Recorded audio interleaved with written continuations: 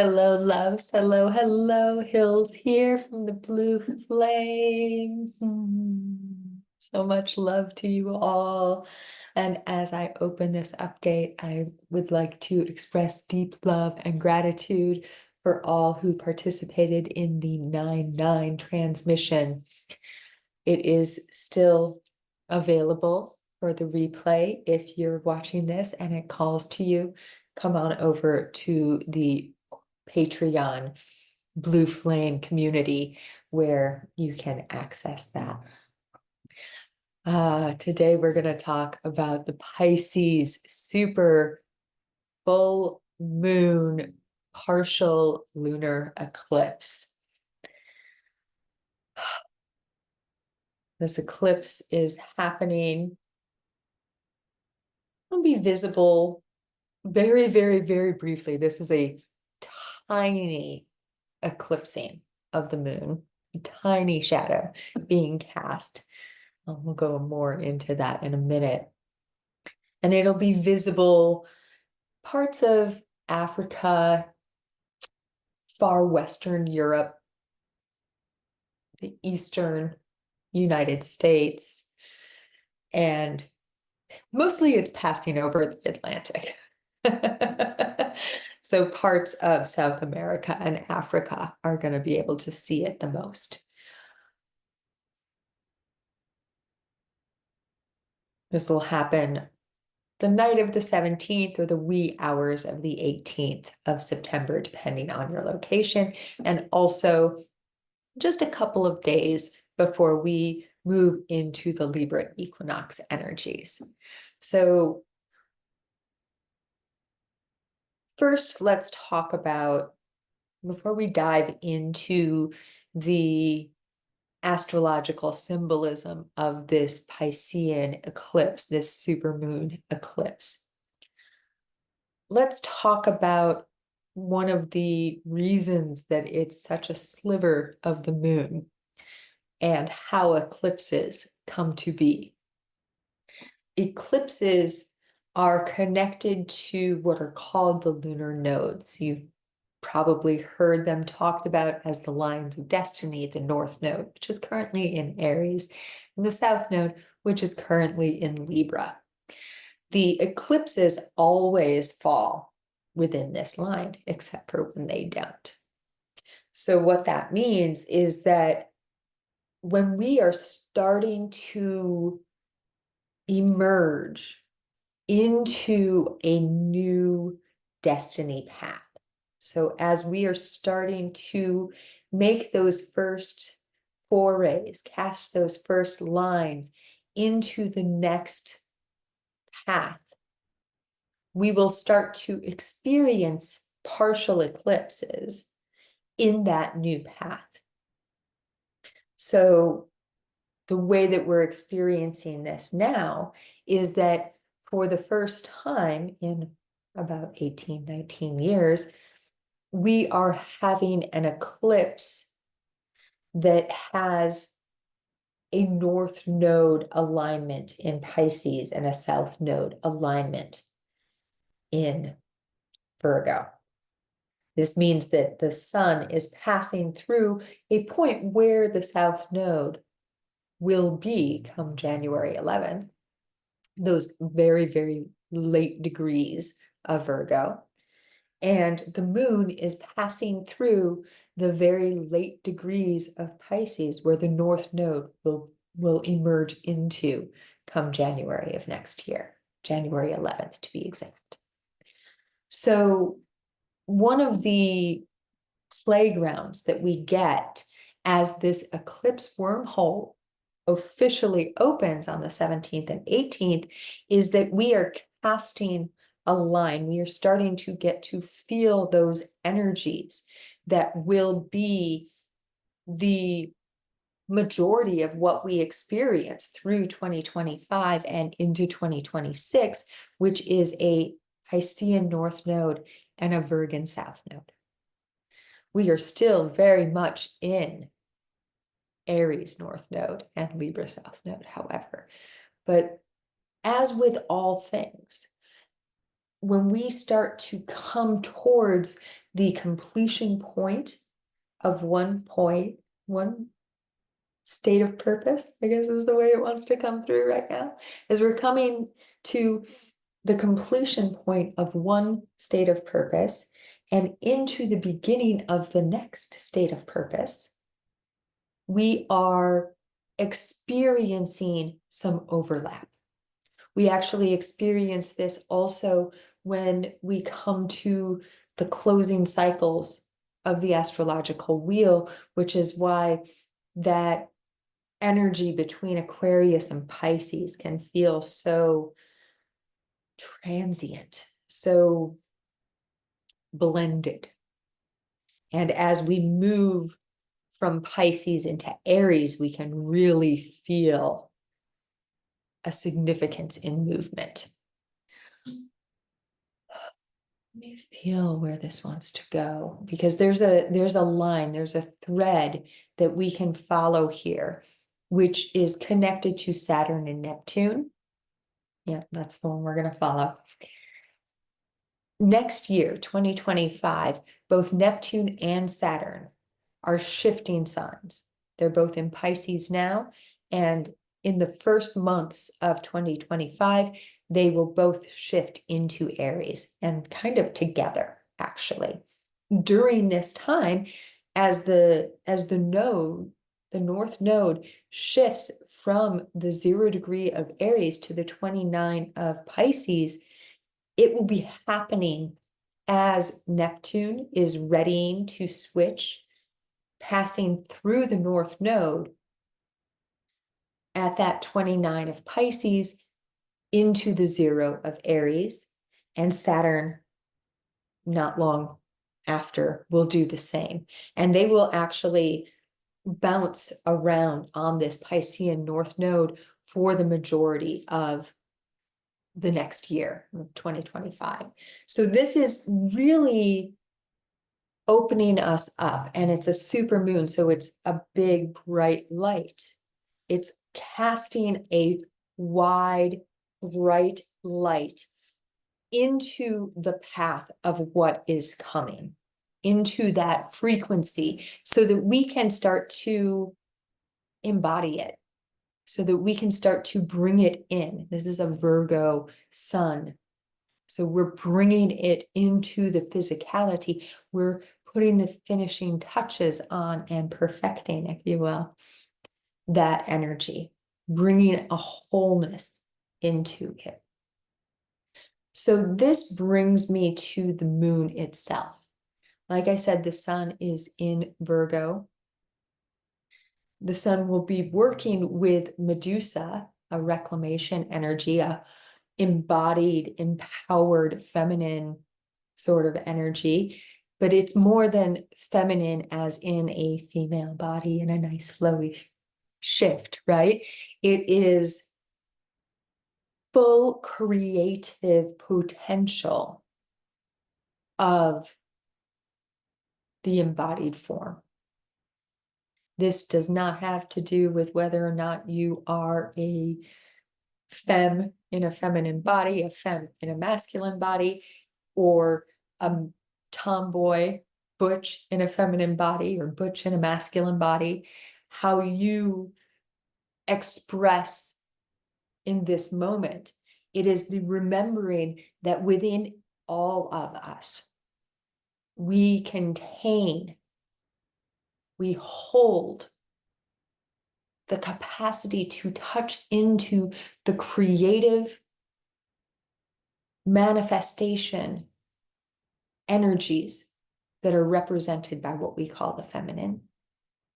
Just as in every body, in every being, literally in every cell of our beings, we hold that capacity to create the structure that is so often considered a masculine trait, right? Each of our cells, we can see it in the cell line, cell walls, and all of the dance that happens within those cell walls. There's nothing inherently masculine or inherently feminine about a single cell, but we can visualize this wholeness through that single cell, the structure of the wall of the cell, and all of that current, that creative energy happening within it.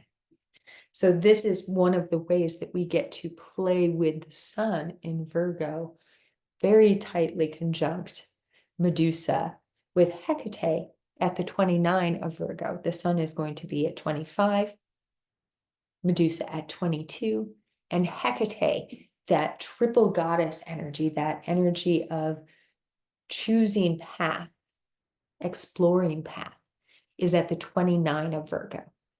This degree is important in part because it's the anaretic degree. It's that place where we make the next. We complete a cycle, we come into the next. Complete a cycle, we come into the next. We're finishing up, putting the finishing touches on.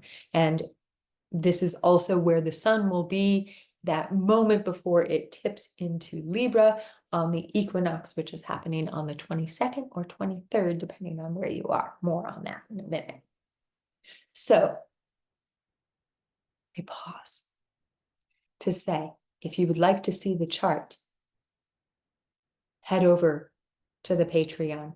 You don't even have to become a member of the free community to witness this chart. You can see it in the public post where I share the link to this video that you're now watching, where I attached the chart so that you can follow along. It's too much information for me to put it on the screen here because I like to look at the chart with all the lines. And so maybe watch this video through one time and then go over and get the chart.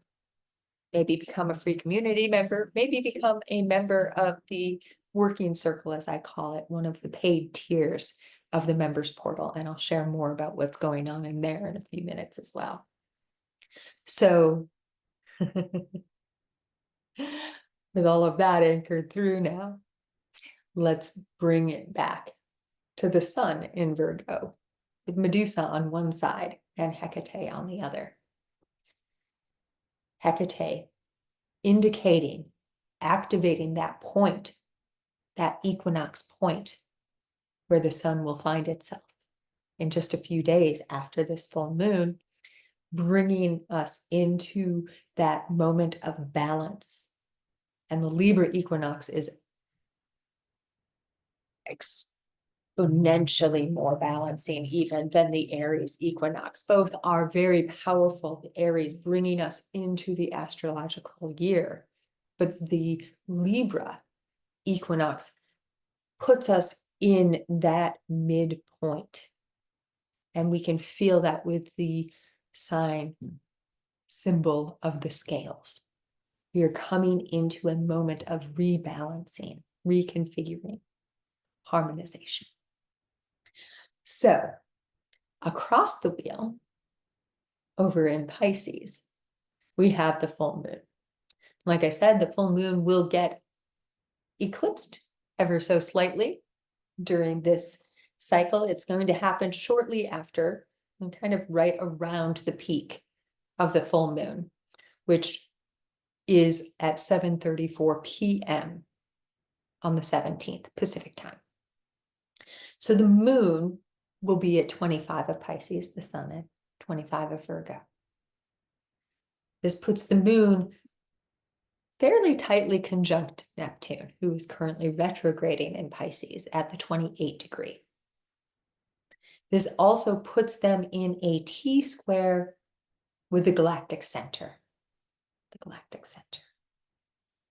This T-square between Neptune and the Galactic Center, the square between them, has been active since late 2023 and will continue to be active until Neptune switches over next year in 2025 into the sign of Aries, and it'll kind of tick back in when Neptune retrogrades back into Pisces for a brief point. This particular square is a tightening square. We can feel that tightening, that closing of the gap coming through with the moon, full, big, bright, closest to the earth. It's not the closest supermoon of the year, but it is one of the closest supermoons of the year. At 25, with Neptune at 28, rolling towards the moon, the galactic center at 27 of Sagittarius, threading that difference, right? They're moving, they're tightening in, they're tightening in, they're tightening in. By the time we get to the Libra new moon, that square between Neptune and the galactic center will be exact. This is an energy of wildest dreams. Wildest dreams. The revealing of that which has been veiled, that which has been hidden. An eclipse helps us to eclipse something out. As we come into this first eclipse of this cycle, we are revealing that which we are going to be ready to see so that we can eclipse it out if that is what is necessary, bring it deeper in if that is what is necessary, to quite literally recalibrate the way we look at the world, the way that we experience the world. This is what's on offer. Over the course of this eclipse wormhole, there is likely to be much revealed. There's likely to be much revealed. How that is experienced by us has a lot to do with how we interact with the energies.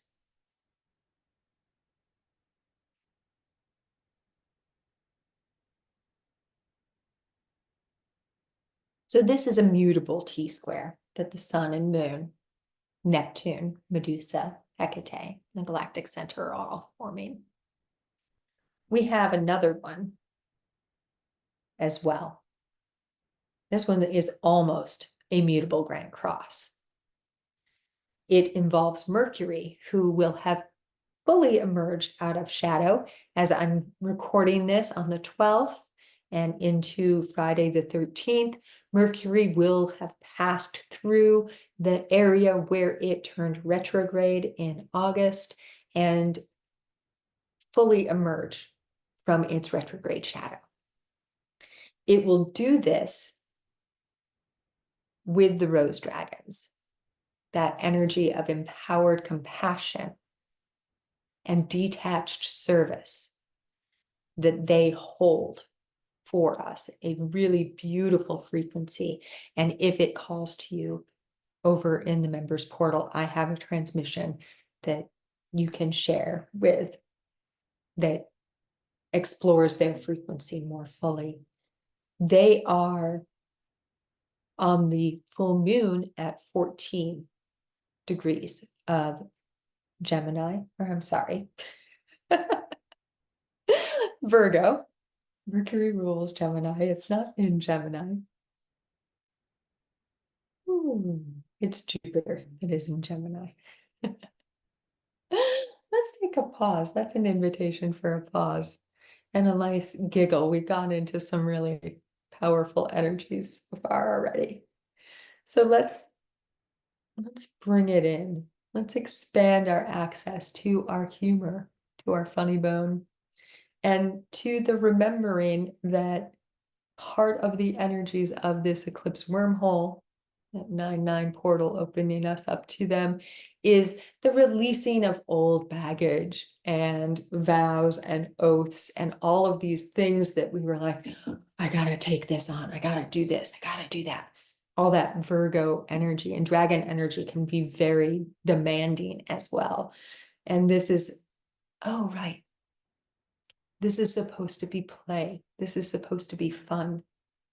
Part of it is, yes, it's hard work to be embodied and earthly incarnation. It is also an opportunity to celebrate the sensual, the food and the smells and the light and the dance and the feeling, the textures, all of these experiences that are only possible when embodied. They're only possible when embodied. This is what it feels like Mercury coming out of its shadow with the rose dragons and Orcus is highlighting for us. Yes, there can be this like deep internal, almost slog-like energy in this, especially this kind of wind down to wind up energy that we're navigating through this eclipse wormhole. There's a lot of push-pull, a lot of push-pull. Part of the dance is finding that way to turn it into a sort of tango, maybe. So Mercury, the rose dragons, and Orcus, who is also the son of Aries, all in Virgo, with Saturn in Pisces directly across the wheel at 15 degrees.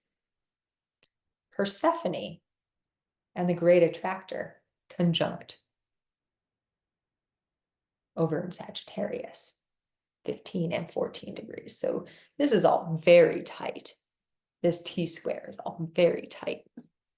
Jupiter in Gemini is a bit looser at 20 degrees, but it's such a big planet and it's getting ready during the eclipse wormhole to turn retrograde. So, you know, well, I'm sorry, not during the eclipse wormhole.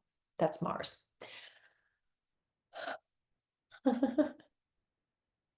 Can you tell by the little fumbling in the words that Mercury's coming out of retrograde shadow today? As I speak. Literally, quite as I speak. All of this is helping us to access those deep karmic places. We can feel this through Persephone in conjunction with the great attractor, where she goes into her underworld visitation and starts to look truly at her interior, unconscious, subconscious self, and find those powers, those gifts, those capacities within herself that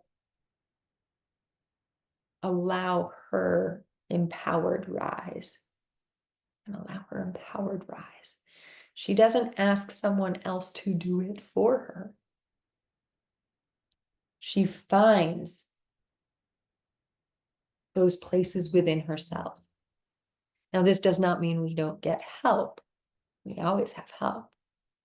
We can call upon the great attractor to help us pull out anything that has been clouding our vision. We can also work with that square between Neptune, the moon, and the Galactic Center to help widen our vision, to help us see things that may have been obscured previously. You simply have to invite the energy to reveal and then stay open enough to actually see it, even if it is hard to look at. Now, this brings me into some cardinality, some cardinal energy that is very active during this Pisces supermoon eclipse. We have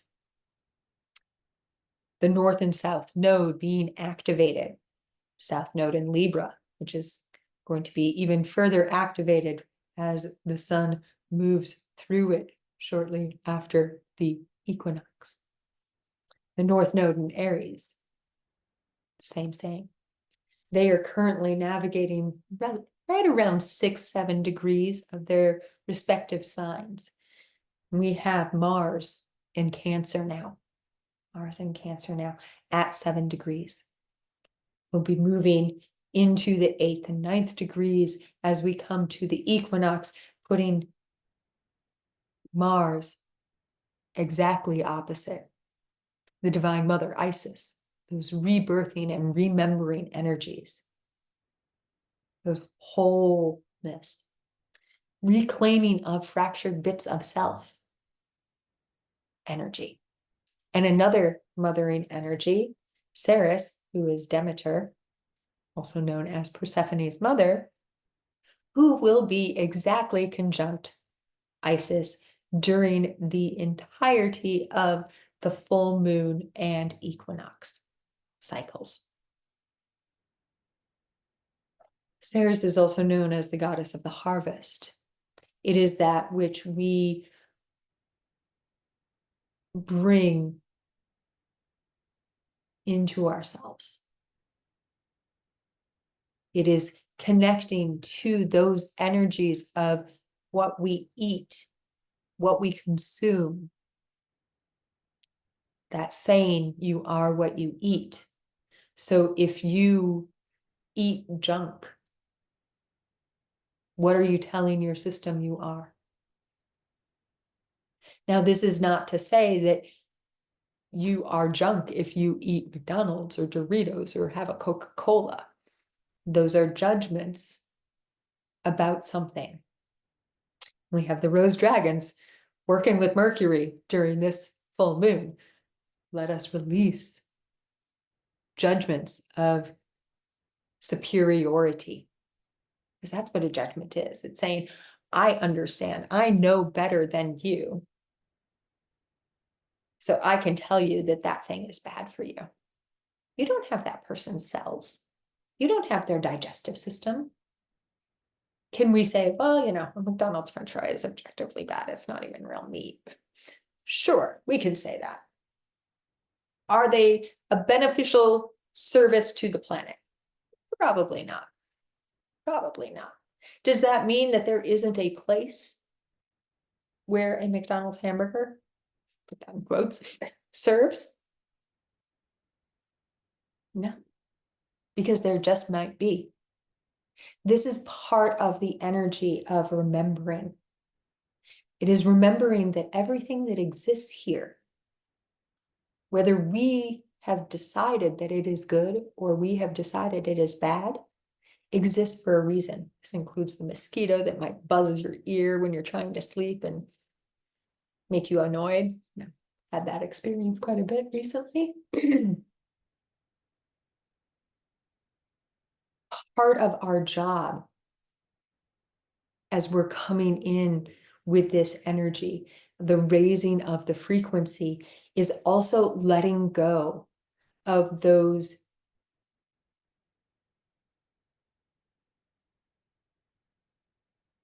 otherings. Letting go of the otherings. Does this mean that everything is going to travel into the new with us? No. No, of course not. And we, as our unique embodied beingness, decide for ourselves what we bring in.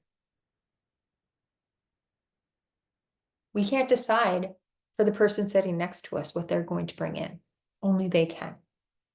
This is part of the energy, part of what we are being asked maybe to eclipse out is those judgments, those areas where we place ourselves superior to another by saying the thing that you're doing is bad.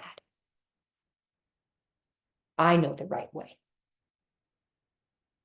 Can you feel how that script has been running on our planet for a really long time? And it's been pretty damaging for so many people. A lot of the trauma in our blood, in our bones, in our cells comes from that place of disbelieving our own power. And this is what is truly being eclipsed out. As we remember that there shall be nothing between myself and the divine.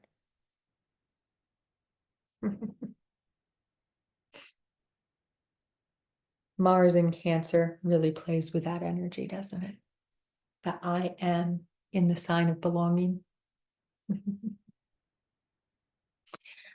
So this Cardinal Grand Cross is active through the Pisces Supermoon Eclipse into the Equinox. And as we move into the sign of balance, Libra, on the 22nd, 23rd. Another T-Sqaure cardinal. Cardinal signs are the beginnings.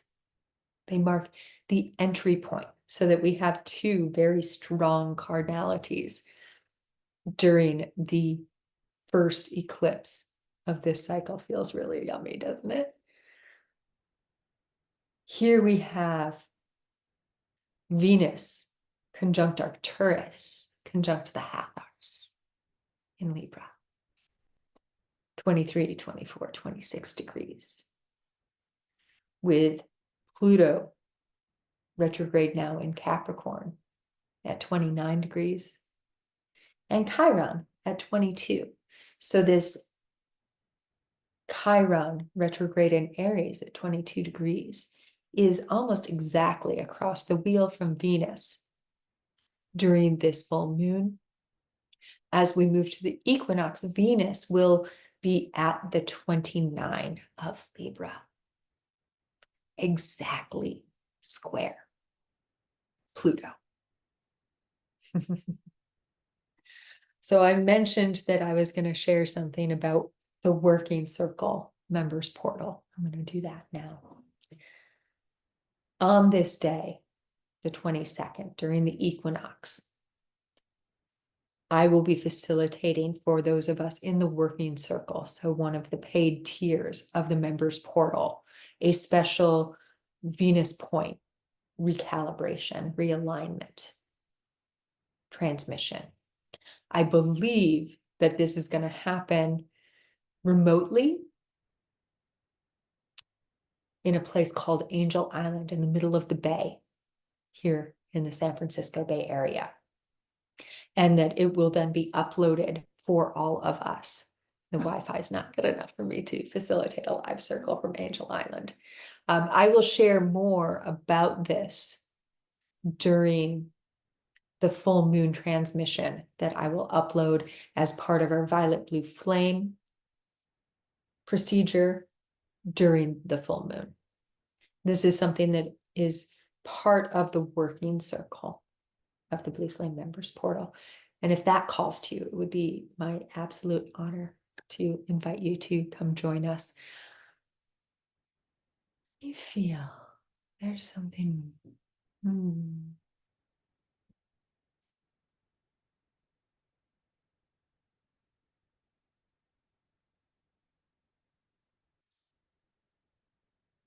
While we move through this energy, as we deepen into the wormhole of the eclipse cycle, we are being invited to really explore the various paths that are open for us. We can feel this with Hecate there at the 29 of Virgo.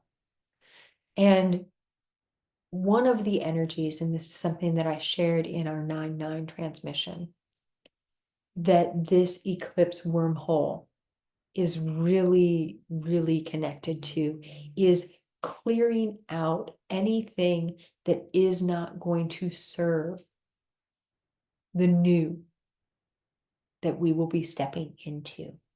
We are really being asked to weed out anything that does not serve. Anything that does not serve.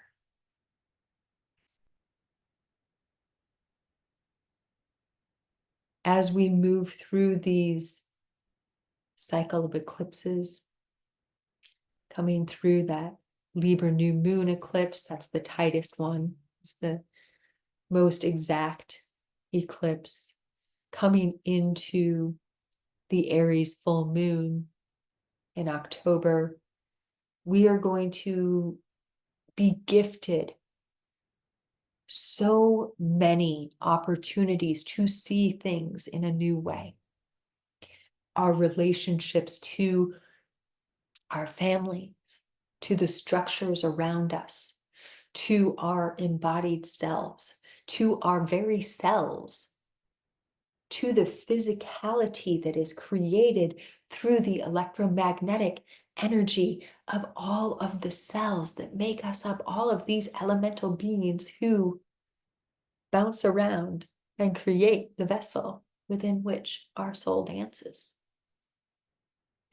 We are being gifted opportunities. It is up to us, each individually, how we experience them.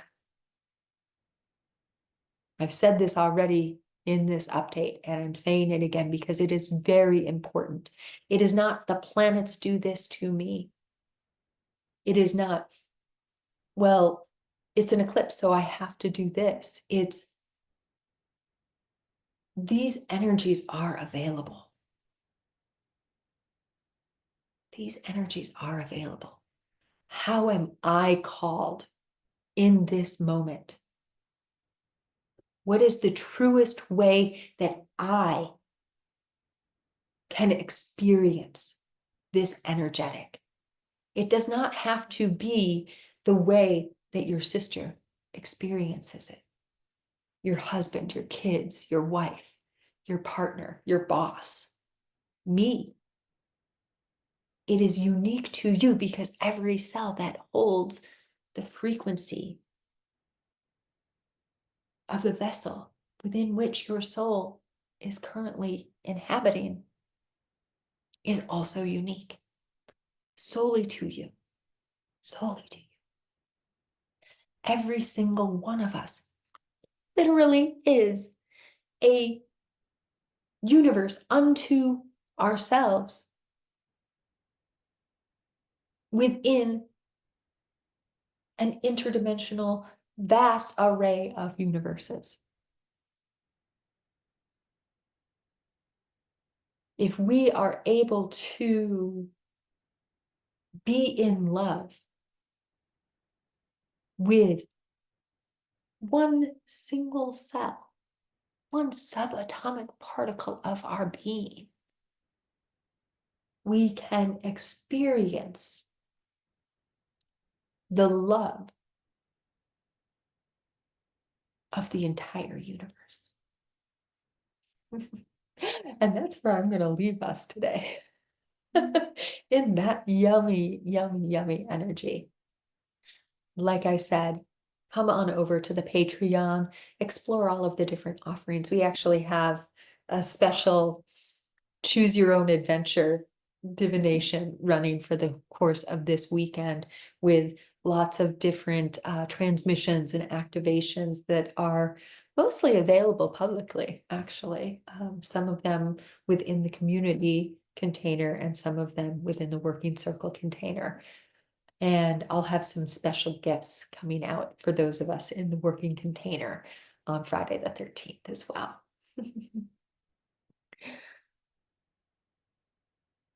Be sure to like this video, subscribe to the channel, and all of the things if you have not already. Share the video if that calls. Share a comment. Something that you're experiencing. How is this energy uniquely expressing and being experienced through your inner vision, through your heart sight, through your body, your cells, your being? And how are you called to transit through this eclipse wormhole? Are you called to dance and celebrate and create rituals? Are you called to journal, to travel, to go deep within and travel in that way?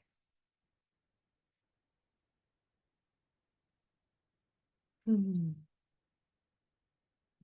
as always, in the always, with so much and many loves from, through, and beyond the all dimensions. Thank you.